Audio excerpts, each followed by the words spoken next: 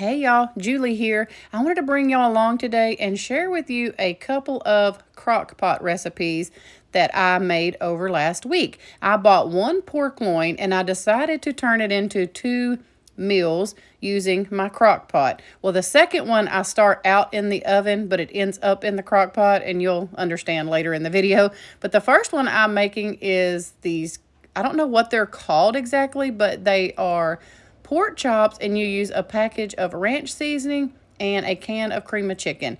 And I'm just showing you there that I've got my cutting board all ready, because what I'm going to do is cut this pork loin in half, and then one of those halves I'm going to cut up and turn into pork chops. I'm going to take each pork chop and I'm going to cut it and trim it, you know, to get some of the fat and stuff off, because I don't really like a lot of that fat and stuff on mine. So anyway, that's what I'm going to do here real quick, is just get these cut into pork chops and get them all trimmed up.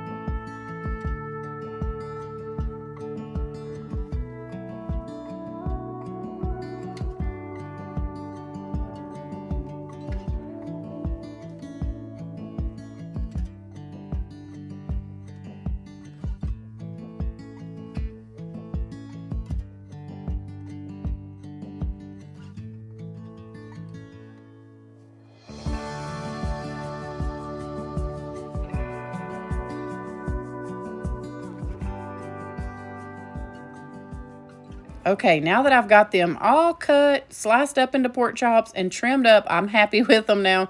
So I'm going to just start layering them in the crock pot. I don't put anything on the bottom of the crock pot. I honestly didn't even spray it, and I probably should have. But it says to just, and I'll have to try to find the recipe. I honestly can't even remember where I saw this or if Kelsey told me about it. Kelsey's always sharing recipes with us. But you just take the cream of chicken and you put it all over the pork chops, and then you sprinkle the package of ranch seasoning all over it. Now, this is what the recipe says to do, but let me tell you what I would do differently next time. Season your meat. Go ahead and give it a little hit of salt and pepper, a little bit of your favorite all seasoning or whatever, because I really felt like, as good as this was, that meat needed to be having a little bit of seasoning on it.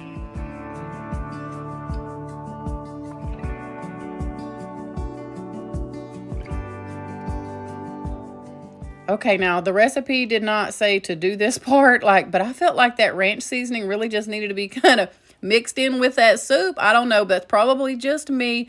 But so I kind of mix it in just a little bit, and then all I do is I put this thing on high, and my plan was to cook it for about 4 hours, but you will see here in a minute that it started getting done a lot faster than that. Now, with the second half of that pork loin, I'm going to take this thrifted pan here. It's a Pampered Chef pan that I got at a thrift store, and I'm going to try to make this into like barbecued pork. So I take the other half. I don't cut it up or anything. I'm just putting it straight into this pan, and I wanted to put it in this pan so that all of that juice and liquid could, drain off of the meat, and the meat wouldn't just be like boiling in the liquid, and that's why I chose this pan. So I'm just seasoning the meat really good with salt and pepper and just whatever your favorite seasonings are, honestly, and that's all I'm doing right now.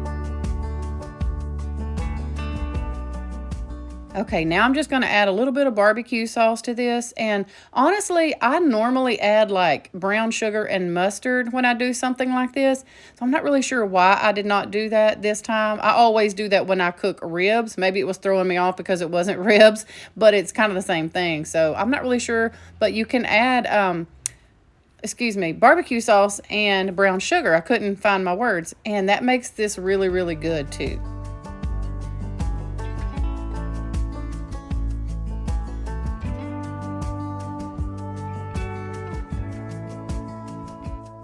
Okay, y'all, this thing looks beautiful. I did put my meat thermometer in it, and it is done in the middle. But y'all, I was cooking this alongside the pork loin, cooking them both at the same time, one in the crock pot and one in the oven. And so when I decided to go ahead and pull this one out, because I believe I had cooked it for about 4 hours in the oven, well, I pulled it out, checked to make sure it was done, and tried to cut a little piece. And I knew upon trying to cut that thing, it was way too tough. So I said, I'm going to let this just sit out while I finish making the mashed potatoes and everything to go with tonight's dinner. Let it completely cool down, and then I'm going to refrigerate it and deal with it tomorrow. Okay, I also cut up some fresh russet potatoes, and I have those boiling. I'll show y'all kind of how I do my homemade mashed potatoes here in just a minute. Okay, so my potatoes are finished. I just drained them, so I'm going to move them to this little serving bowl where I'm going to mix everything. So to my potatoes, I'm just going to add some salt and pepper. Just do this to taste, whatever your family, however much they like. Some salt and pepper. Sometimes I have to go back and add even more of this because I just don't feel like it's enough, but I always start with a little bit, and you can always add more later.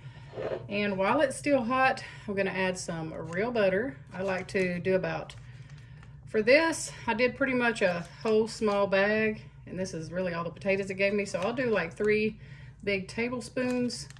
It's kind of really soft and melted because it was over there on the stove, close to this pot while it was burning. So I'm going to put probably 3 good tablespoons in there. And I do just like a splash of milk. You can use half and half. And I usually like to add cream cheese to my mashed potatoes, but I don't have any, so I am going to add a little bit of this sour cream, but I'm going to wait until I mix this first to kind of see how much of the sour cream I need, just to kind of see where I'm at. And I would use my stand-up mixer for this, but I don't feel like getting all of that out just for these potatoes, so I'm just going to mash these really quick like this. They seem to not sling out everywhere if I do this step first. And then I will turn the mixer on and see how much more liquid I need.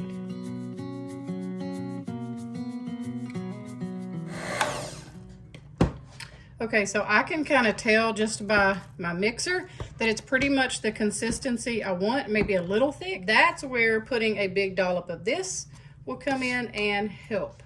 So literally I'm going to start with just like this. This is a tablespoon. And see what it looks like after that.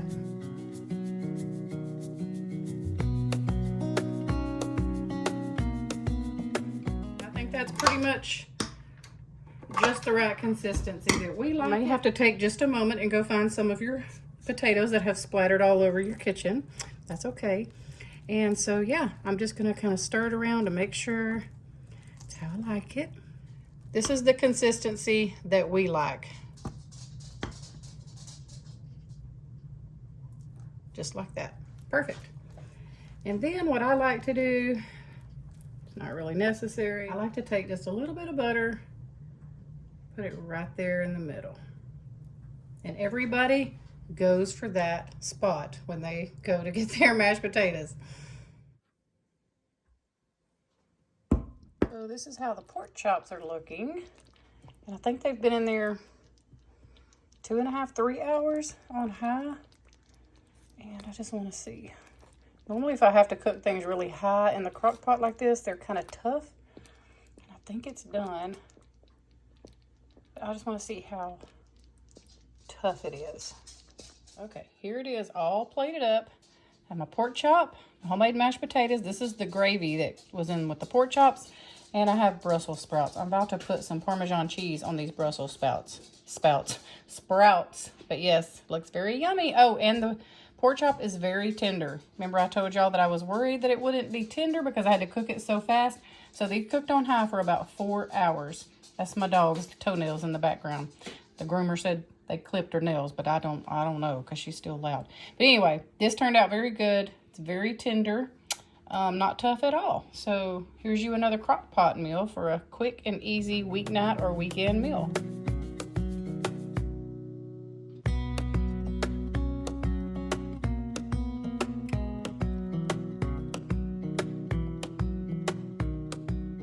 Okay, I wanted to share with y'all that I cooked that pork in the oven, but it was still really tough. And I think it's because it was a huge chunk of meat and I tried to cook it too fast.